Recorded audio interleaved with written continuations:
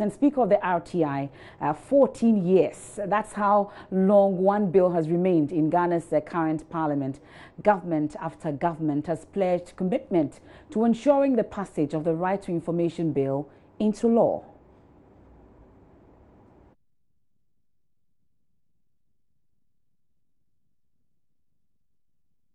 Of the National Anti-Corruption Action Plan, which was unanimously adopted by this August House, remains on track.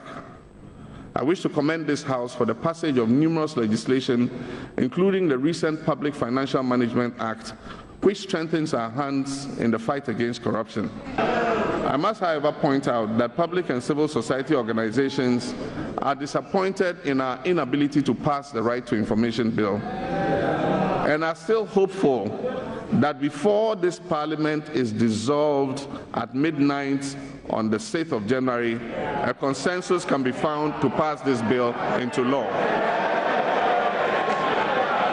Right to Information Bill. After many years of hesitation, we intend to bring a bill again to Parliament and work to get it passed into law before the end of this meeting of Parliament.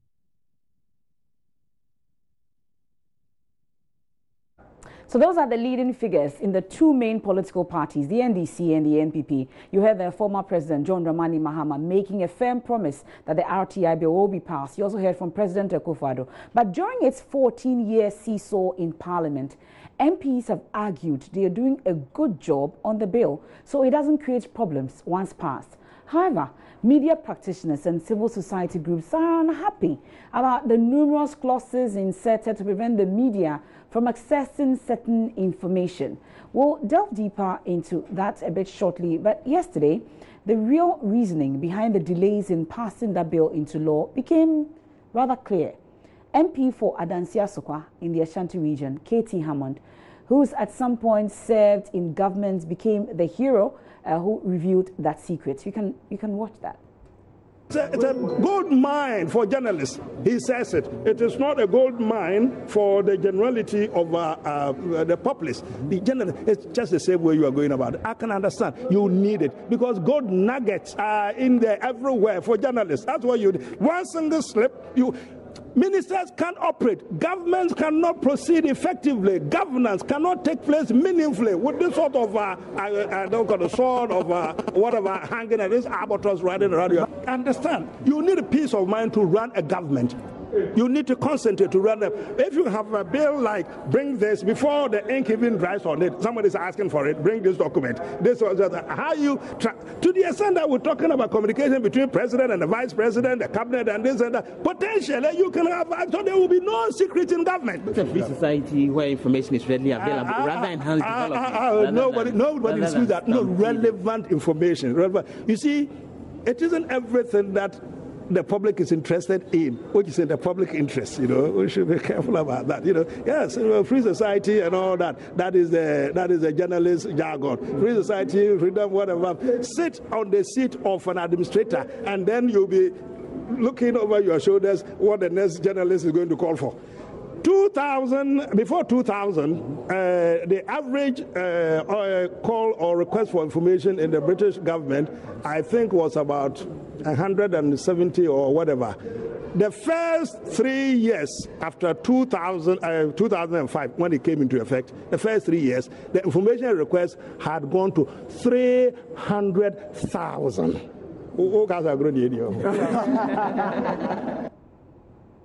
I'm as shocked as you are. But the majority leader, Osechi Mensah-Bonsu, is another hero. He's replied any pressure from those demanding the immediate passage of the bill into law. He was also speaking in Parliament yesterday. We know what we must do. We're not responding to any pressure. We know what we must do, and we'll do it. The people of this country have sent us here to do a good job for them, and that is what we are going to do. Isn't that why we are where we are? So why should anybody exert pressure on you before you do what you are expected to do? Nobody should rush Parliament. We will do what is expected of us and be very diligent about our job. Majority leader in Parliament saying they will not bow to any pressure. That was after some journalists were prevented from entering the floor of Parliament to pile pressure on MPs to pass the 14-year-old bill. We'll be right back after the break. Do stay with us here on The Pulse.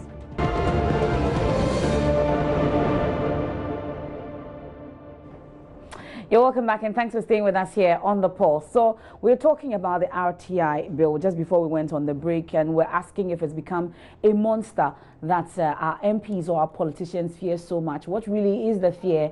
Is it the issue about accountability, or because it will help fight corruption and also bring some more transparency in our governance system? We'll get to answer those questions. But before we went on the break, you heard Katie Hammond, Adanso Asukwa MP, and then also the majority leader saying that they will not bow to any pressure. That was after some journalists or members of the coalition were prevented from entering the floor of Parliament to pile pressure on MPs to get to pass the 14-year-old bill.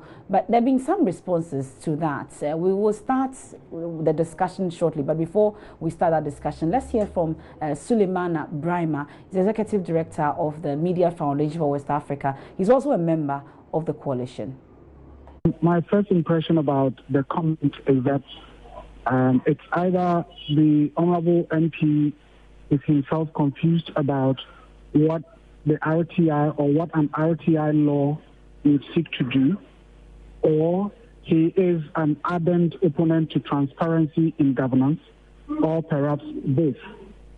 I say this because I should by now think that the Honourable Member of Parliament, and indeed almost every MP, would know that this is not a novelty we are trying to introduce in Ghana. Indeed, quite a number of the countries around us in West Africa have had right to information legislation passed and enacted into law.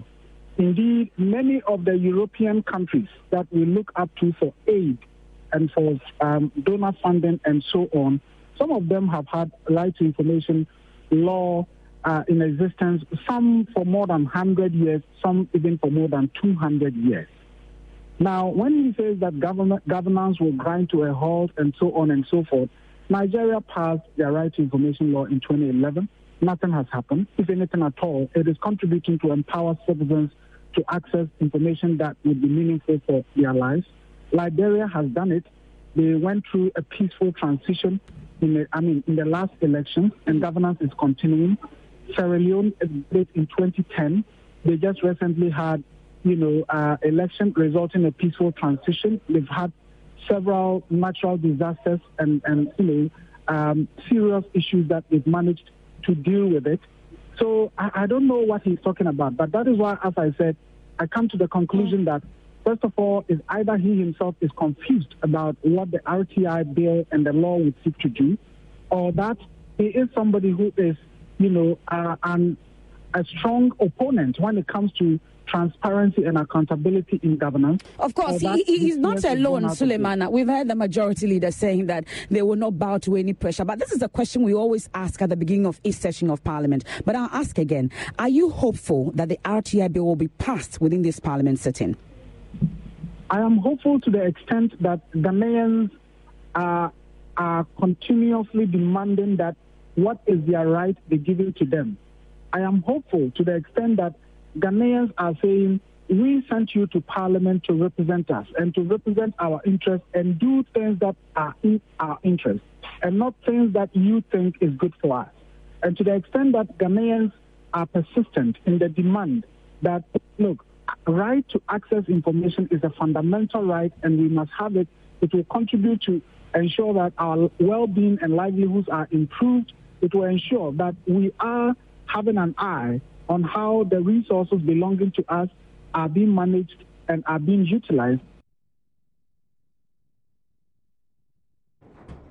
So that's a member also of the RTI coalition and then Executive Director of the Media Foundation for West Africa, Suleimana Brahima, there speaking to me on the midday news earlier on Joy. So let's start the discussion now. It sets the tone for us in the studios, and I've been joined in the studios by Samuel Bing. He's also a member of the RTI coalition, and Elvis Darkon is also a member of the coalition as well. Thank you very much, gentlemen, for joining us in the studios on the Pulse this afternoon. So we're hoping that we'll not mince words at all when it comes to the RTI, because it looks like it's become such a monster. It's 14 years and counting, and it looks like no end in sight. I'll start with you, Elvis. You've heard the leading member in Parliament, is a leader, is a majority leader. You were part of those who went to Parliament this week, early this week, to pile some pressure on them at the beginning of sitting. What actually happened that day?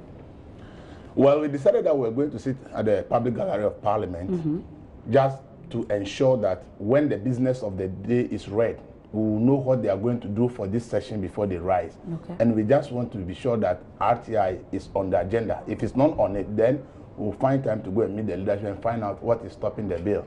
Fortunately, it was on the agenda. But when we got to the gate, we were told that because we had T-shirts with the inscription that passed the RTI bill now, they will not allow us into Parliament. We did everything. The police said the order came from the leadership of Parliament that they should not allow anybody in any T-shirt with RTI inscription on it, so will not be allowed. So they actually prevented us from entering the public gallery of Parliament on grounds that we have a right in. And I asked the police, is this an ammunition? Will it hurt anybody? Will it cause commotion in the chamber? And they said, as for them, they are only following orders, and therefore they will not let in. So that was actually what happened. So did you seek to get some answers from the leadership? I'm sure you have some parliamentary correspondents in there who are also members. Did they try to find out what exactly? I'm sure that's why Gapo spoke to the majority leader. He says that they were not going to bow to any pressure from anyone when it comes to the passage of this bill. Well, if they decide not to bow to the pressure, the Ghanaians who have voted for them are listening because they are representatives. The constitution says the sovereignty of Ghana is residing in the people of Ghana. But because all of us cannot work in public office, we need to elect people to go and work for us. We need to employ people in the civil service to work for us, while the rest of us will work in the private sector. So whatever power they will that this is talking about, it's residing in the people of Ghana. So if the people of Ghana are asking questions and he sees it as pressure, then that is his interpretation. But we will continue to ask the question and demand for this bill, because this bill, all the people have been misled to believe that it is a bill for journalists. It is never true. It's a bill for the Ghanaian people. Ghanaians are the ones who will benefit from this bill.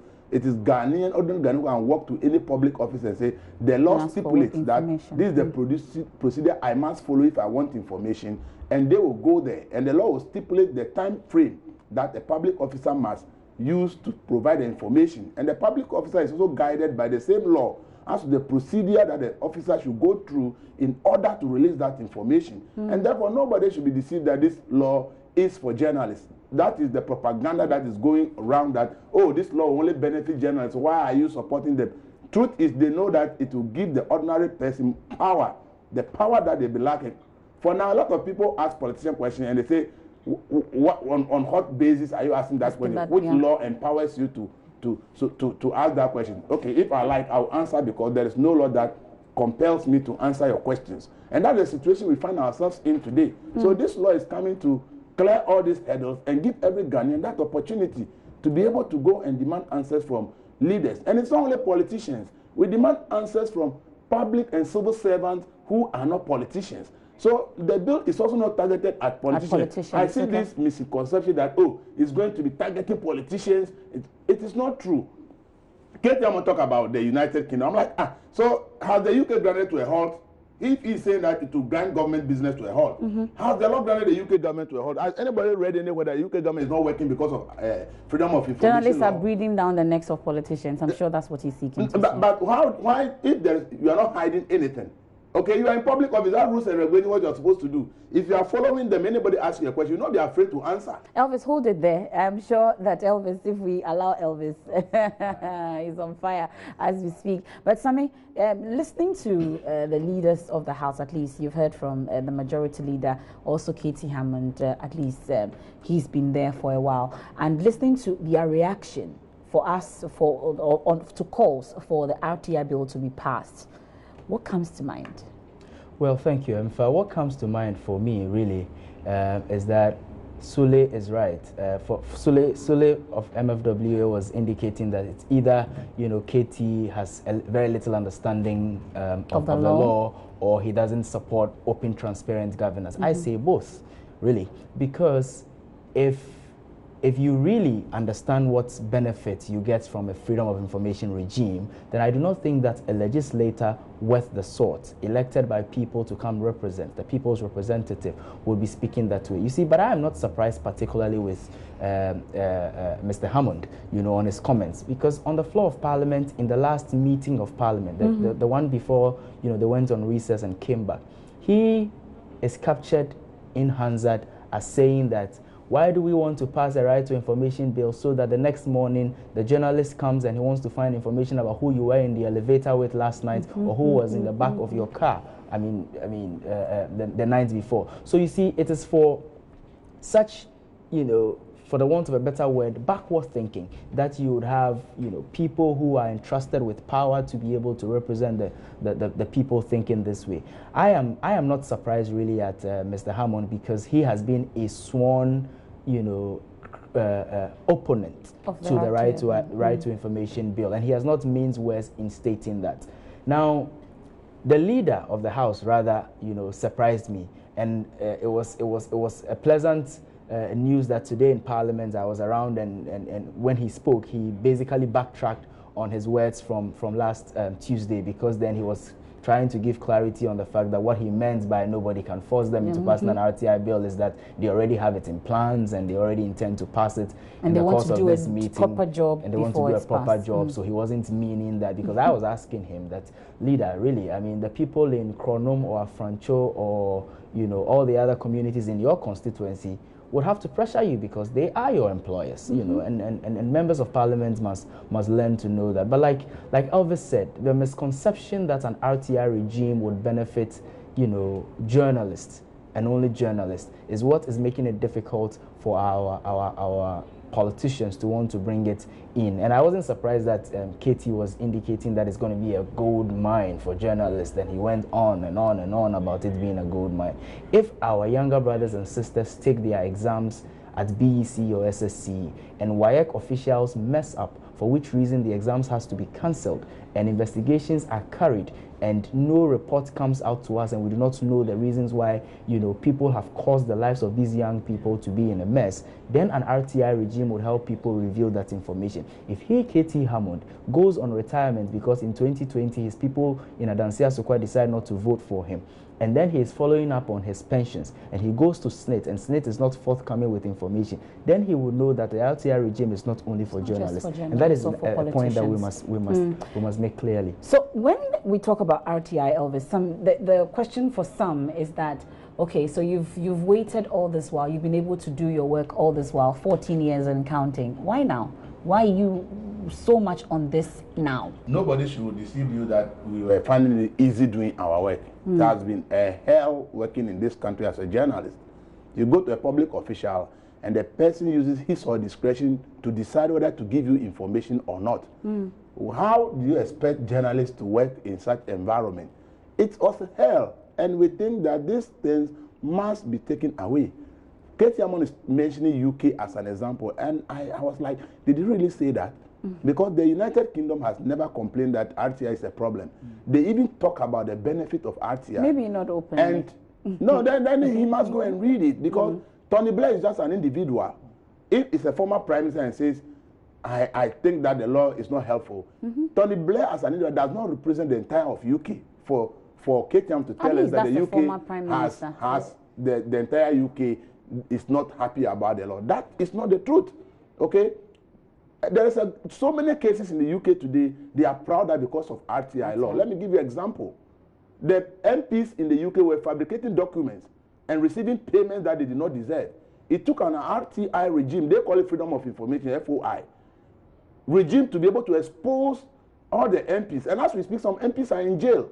In fact, their emergency system, the rule is that when people call within 30 seconds, they must respond. They were not responding, they were not answering calls, and people were getting frustrated. Somebody used RTI to go and get the information. And it turned out that the workers, they were actually doing what is expected of them, and that almost 1 million calls were either not answered on time or they actually were not answered at all. Because of that, the UK government has to do a major overhaul of the emergency system. Now people are happy with it. In fact, the police, where they're supposed to go and provide security at English Premier League games, because they make so much money, the owners of the teams were supposed to pay the police for the services they offer. They provided service to the tune of £2 million, and the teams paid only £300,000. State money going into something that people were making profit, and they took the money and kept it in their pocket. It took an RTI law to expose these things. So these things, look at the emergency service. What is politics about that? What is the politics about exposing the weakness of an emergency service in the UK? So nobody should deceive anybody that is targeted. People have the idea that it's only to be showing the spotlight on the corrupt deeds of politicians. It is just one aspect of the work that the RTI is going to do. Have we not given them reason to believe that? They know, but for have we not given them reason to believe that? That as journalists, it looks like when we get this, we have an agenda that when the RTI comes, we are going to go at these politicians. Have we not the ones who have given them that reason? Who has given them any doubt? Because is the politician supposed to go to office and do what he or she wants? Or is supposed to do things based on the rules of the office the person occupies? So if somebody doing something that is against the rules of the office and a journalist publishes it, what is that reason for you to say that because of that we shouldn't have an RTI? That is that not the case? No ground. Let's bring something in. Is that not the case? Is that it? Have we given them reason to believe that we are pushing for this just so we can get at them? Well, you see, if the politician thinks that the RTI regime will be for witch hunting, like they said in the case of the OSP bill once it was becoming a law, if there are no witches, nobody will hunt them.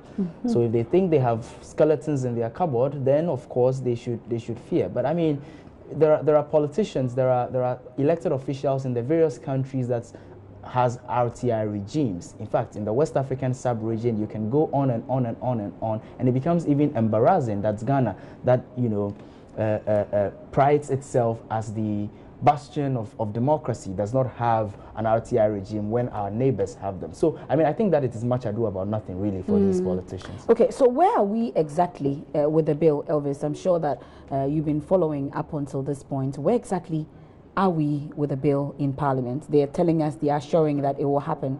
We've seen presidents, at least the last two, former President Mahama and President Akufo-Addo, they've all committed to getting this bill passed. It was supposed to be in the last session of Parliament before they went on, the break. But up till now, we've come back, and it's on the agenda though. But where are we exactly with it? And that is why we, as Media Coalition, decided that from first day of sitting, we are following this issue to make sure that what happened in the previous incident, it won't be a 9-day wonder. Happen again. It won't be a 9-day wonder. No. If it's a 9-day wonder, then Ghanaians will ask questions. Why is it that despite all the pressure, then the ordinary voter should begin to advise himself? But how much pressure are you willing to pile? I mean, we are ready.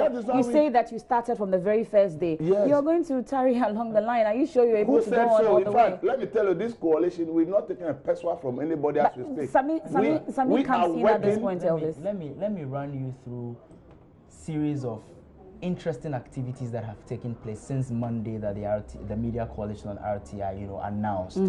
So on Monday there was a press conference, ostensibly to do three things. First, to introduce that there is an RTI Media Coalition on RTI, to indicate the frustration that we have had to endure as people of Ghana over the years for the non-passage of the RTI. And thirdly, to introduce our activities, for the rest of the period, spanning, the lifespan of this current meeting. Now, on Tuesday, when Parliament resumed, I have information on authority, and in fact, the ranking member for the Constitutional, Legal, and Parliamentary Affairs Committee, Honorable Inusa, is captured as having said on a sister television station that his committee were at a place considering the company's bill, one of the bills that have been entrusted to them.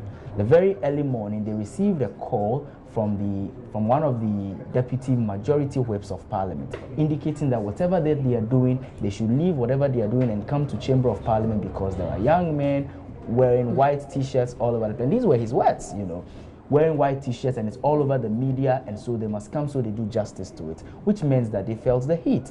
I mean, on the first day of Parliament, I know. Because you will not be there every day to wear white T-shirts with past the RTI bill now for them to always, do something about it. Every day. So the second day, we are monitoring. Remember that this is made up of media people, including members of the Parliamentary Press Corps, who are there every day, monitoring the things going on in Parliament. In the case of yesterday, then we observed that after 1 hour of consideration stage of the bill, then there was the the sworn opponent of the bill, MP for Adansi Asokwa, indicating that there was no quorum. Immediately, what did we do? We issued a statement which says that a quorum in Parliament is supposed to be made up of 1/3 of all members of Parliament. So now, from today, we will be observing chamber and we will be taking note of those present and those not present. And our friends with the Parliamentary Press Corps and those of us at Parliamentary Network Africa, my organization, are helping to monitor that so that we'll put out the names of members of Parliament who are not present at the time the RTI is called. Now, these statements, these note 7 of notices, when we do them, we don't just sleep on our oars, we circulate it to each and every member of Parliament via their known WhatsApp numbers. Some of them have been responding. Some of them are thanking us for prompting them so that they will be seated in chamber at least, so that their names will not be mentioned for their constituents to know that they do not come to work. So today, we saw a house that had quite some good numbers. It is unfortunate that as at the time that I was leaving, they had not gotten to the level of considering the RTI. But you see, we have dedicated staff who are sitting in chamber to monitor this every step of the way and to provide up-to-date reports to the media coalition on what is happening in Parliament so far as the RTI is concerned. We are not going to be tired about this. We are committed to doing this. I remember that they've given us promises and assurances over and over again. Do we trust Parliament to be able to stick to their promises and assurances this time around? No, we do not trust them. Do we trust them to work hard if nobody keeps an eye on them? No, we do not. But what we trust is in the system that we have put in place, in the collective resolve by media people and the people of Ghana to insist that an RTI bill is passed. They have assured us that by the time that the budget comes, you know, they would have done a lot of work on the So bill. Budget comes in on the 15th of November. Of course, I have heard the majority leader today indicates that even if they do not finish by the 15th, they will use all of the free times within the budget consideration period to ensure that it passes before the end of this meeting. That is what we are looking forward to, because if they would respect the man who has, I mean, for him, the majority leader, the man who has appointed him as Minister for Parliamentary Affairs, who is His Excellency the President announced at this year's 6th March Independence Parade that we will have an RTI law before the end of the year. We'll see how that goes. But Elvis, as a media coalition, do you have a united front? Because the issue comes up sometimes that, okay, the same way that you're able to contact those who are supposed to pass the bill is the same way they are also able to contact some of your members to divide your front. You have a united front in this fight? Well, it's, as I said, the bill is for all Ghanaians. So it's not an issue of even the media coalition alone. Every single Ghanaian can wake up tomorrow and say we are all besieging Parliament, and we will see what they will do, whether they want to bow to the pressure or not. The law is not coming, as I say, it's not coming for a journalist to benefit from. It's coming to benefit every Ghanaian. So that misconception that it's for journalists, that's why the media coalition want to fight. No. It makes government more accountable and transparent, and that is what but that is not in their interest. You know, if not in their how interest. Do we move forward in a democracy? Democracy is about transparency. It's about participation of all. How do people participate? They participate when they have information that is useful to them available, and this is what the law is bringing on board. So the issue we are saying is this coalition is not for any individual. So long as you are a media practitioner in Ghana, you are invited to be part of us. We want the platform to be made available. If every MP wakes up in the morning and hears something about RTI on air, takes the newspapers, RTI, radio, RTI, everywhere. Online, RTI, nobody will tell them that whatever they are doing, they need to put it aside and make sure that they are done with this law. A credible RTI, make all the amendments that have to be made and pass it before the end of this year. That is what we need to be telling them. So nobody should think that the politician can go and divide anybody's front. We are determined, and we are inviting every single media practitioner in Ghana to join us. We are working on regional actions, and people are aggressively preparing. So there is no way we are going back on this agenda until this bill is passed. Okay. And so it is for every Ghanaian. Let's gauge the pulse in Parliament and see if earlier Joseph Opoku-Gakpo was telling us that it came up, but let's see if there's some progress made, because the majority leader said that every free time they get, they will ensure that something is done about the bill so that it moves on to the next stage, so that at least before this session ends, it will be passed. I don't know if Joseph is on the line. Joseph, if you can hear me, what is the status of the RTI? Do we know, has it come up? You mentioned earlier that it came up, but since we spoke and now, what progress have we made? If I mention that it's something that has actually been tabled on the order paper to be looked at, but I speak to you, the House has actually adjourned sitting to tomorrow. They didn't spend any time at all considering any of the proposed amendments as far as the Right to Information Bill is concerned. I'm holding the order paper for today, and from the document, they should have looked at a number of the amendments covering clause 1 up until clause 55, more than 100 suggested amendments from them, including some from the chairman of the Constitutional and Legal Affairs Committee, some from the minority leader, Harun Idrisi himself.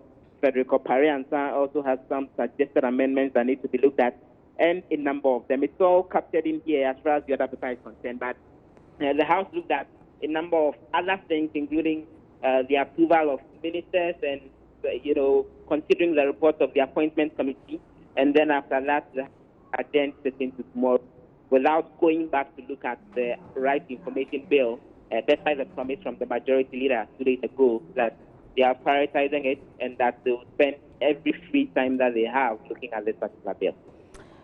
Sad, but thank you, Joseph Opokuga, because that's the status of the RTI bill. 100 suggested amendments, yet Parliament did not touch on it today. It was on the agenda.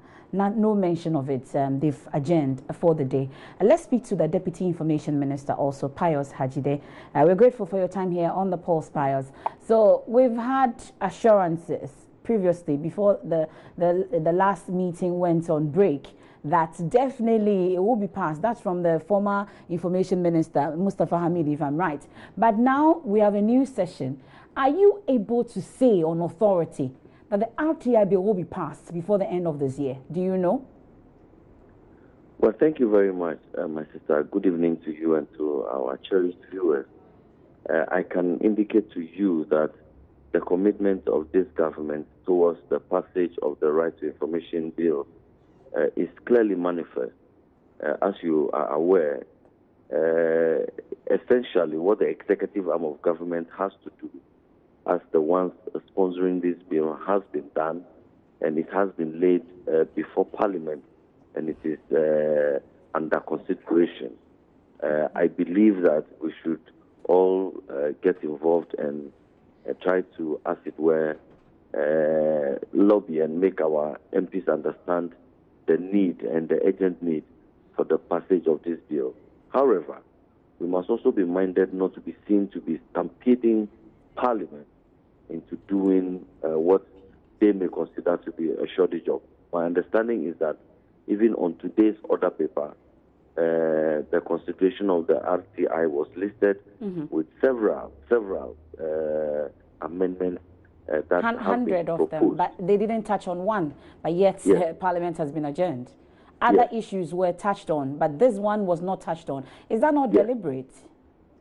Well, we will have to engage with Parliament, and again, we have to do that with a view not to stampede Parliament into passing a shoddy law, but that with a view to getting them to fast-track action. As an executive arm of government, our work largely has been done, and we should also be seen to be respecting the independence of Parliament to be able to do a good job.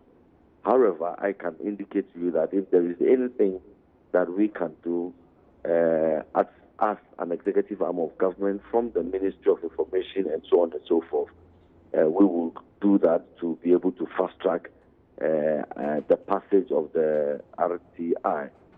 But, of course, we must also allow the processes in Parliament to unroll or roll out properly.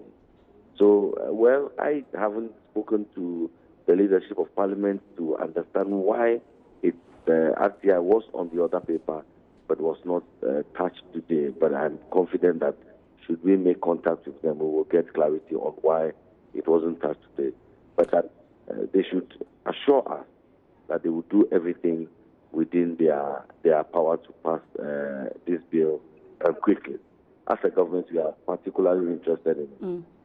But Pius, listening to yourself, I'm sure that everything you have said. Say that again, please. I'm saying that listening to you, or you listening to yourself and the things that you've just said, everything you have said, don't you think you've heard it before? Over the past 14 years, haven't you heard everything you've told us right now? Have you not heard it before? Well, not necessarily. Our commitment, which is this manifest, which even didn't you hear the same commitment in the last session before Parliament went on break? Did you not hear politicians or people in government tell us the same thing, that there's a commitment to it, we have sponsored it, it's going on to a next stage, don't let us stampede Parliament to pass a shoddy bill and all that, yet we are still where we are? Well, you are speaking to me, unfortunately, from the executive arm of government as Deputy Minister in charge of information. Unfortunately, I'm not a member of Parliament, and I cannot speak to the processes that are unfolding in Parliament. I think that we should engage with Parliament and engage them with a view to expediting action. But as an executive arm of government, we cannot indicate to you what should be on the other paper tomorrow and what should be treated on the other paper. Yet you are assuring that it will be passed. You cannot tell what should be but yet you can assure that it will be passed. Well, I mean, as a political party, as an executive, we are interested in passing it, and there are processes in the wisdom of the drawers of our Constitution, the makers of our law. Even if His Excellency the President or Executive Arm of Government wanted to pass a bill into an act, they will still have to go through Parliament. The people's representatives must have their say. And today, your reporter just intimated to you that even at this stage, several years of the RTI being around, there are still several amendments that the people's representatives are interested in making. And I think that the processes should allow for those. And it should not take forever, but we cannot also be seen to be stampeding Parliament into passing a shoddy law if they believe that the law still has some work to be done on it. I think that we should allow them to do that work. But let's encourage them to expedite action and do this thing quickly. Because as a but if you hear members of this, your party, for instance, openly opposing it, those who are supposed to be in there to help pass the bill, openly opposing it, you've heard Katie Hammond, you've heard the majority leader, does that give you hope that something will definitely be done about it? Well, the majority leader is the people's representative. He has constituents who have given him the mandate, and they indicate to him what law should be passed or should not be passed. I mean, we have the desire to get this passed, but ultimately it is about the desire of the Ghanaian people. And the members of Parliament should be representative of their people. They should speak the people's minds on this matter. And that is how we have to live this. If the people of Ghana want an RTI, let us give them an RTI. If they do not want it, or if they want it in a better form, let us make sure that we do for them what the people of Ghana want. Mr. Hajide, we are grateful for your time. That's the Deputy Information Minister, Pius Hajide, speaking to us there on the phone. Elvis Sami, you've heard Gakpo, you heard our parliamentary correspondent, up to 100 suggested amendments, and it was on the agenda today, the RTI, but they didn't touch on it. They've adjourned till tomorrow. You've heard a Deputy Information Minister as well. Sami, your quick reaction. Now, I see the official communications people for the executive branch taking a stance of deflecting this to Parliament. I mean, at the weekend's awards, GJ Awards, we had the minister designate indicating that, well, the executive is done with its part of the work, and so now it's in Parliament, and they are calling on everybody else to now put pressure on their members of Parliament. And it's the same thing that his deputy has just indicated. But you see, the difference between now and whichever time that we've had promises on RTI, and why the executive branch should be even more interested, is that between when the RTI bill first landed in Parliament for first reading and now, this is the only time that we actually have a Minister for Parliamentary Affairs who is the majority leader and leader of government business, who sits in cabinet, who has a ministry with a mandate to ensure that things that government is interested in gets fast-tracked in Parliament. So they cannot backtrack on that at all. We have a minister who is mandated to do some of these things, and we expect that they will do exactly that if that is what they are promising. Because if they are backtracking, then it is only to say that, well, our father promised, which is that His Excellency the President, our father promised in March, we wrote the speech for him as people from the communications department, but we really didn't mean what we wrote. So we only wrote it for the old man to go read it out and commit himself. And I think that that is really, really disappointing. I believe that an angle that the government communicators, especially those in the Ministry of Information, should start taking note of is that since 2010 that the first reading of the RTI bill took place in the Chamber of Parliament, this is the first time that we have a Minister for Parliamentary Affairs with a ministry that has a mandate to ensure that there is smooth flow of work between the executive and the legislature. Well, Elvis, your reaction? It looks like we didn't get to touch on it today. Maybe because you were in there today, nothing was done. This is the reason we decided to go there from the first day. The first day they were supposed to touch on it. They did not, because they say the committee that work on the bill is not even available to present their report. Exactly. And they were called in that whenever they had to come. Yesterday they came, presented the report, and Katie Amos' intervention end. So you see, this back and forth can continue in this session, and this bill will never get passed. And then the budget will be read, then you have to consider then this bill never get passed. So you see, today is 1st November, and nothing has been done about the bill. And these amendments they are talking about, they have gone to a workshop at Kufuria, sat down, done everything. The only thing is to put it before the main house, debate it, and agree on it. So it's not like they are now going to make all the amendments themselves. It has been done. The committee has been in a workshop in Kufuria. They have done all the work, and most of the amendments, they are not any big thing. Sometimes the word there is somewhere, so change it to is. So some of them are not anything that will even bring any debate in the house. So you see, this back and forth that we have witnessed from Tuesday to today can happen throughout this session, and at the end of the day, the bill will not be passed. That is why we think that every Ghanaian should be interested. Everybody who knows his or her MP's number should start to call them and send them text messages 24/7. When the pressure is mounting on their phones, they can off it. They will chase them to their homes, because it's a bill for every Ghanaian. It's the bill for every Ghanaian, and where they are holding power on our behalf, because the sovereignty of this country resides in the people. So if a section of the public say, we think you can do the job, so go and do the job on our behalf, you cannot go there and be bossing yourself over us. What we want, you need to do it for us. So anybody to tell us that we are putting pressure, we are putting pressure because this bill is not 2 years or 3 years. 14. We are talking about 14, 16 years. It landed in Parliament for the first time in February 2010. We are in November 2018. It means 8 years that this bill has been going to Parliament, go to AG, go to Parliament, go to AG for 8 years.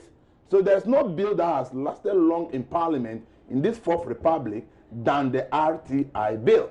So when we are putting pressure that this law should be passed into law, we are right, and we are legitimately right to say that for this time, this bill should not enter 2019 not being passed. And we are determined to continue. We appeal to every media house to give us the space, to give our spokespersons the opportunity that will continue to talk about it for Ghanaians to understand, so that the carpenter will know his right.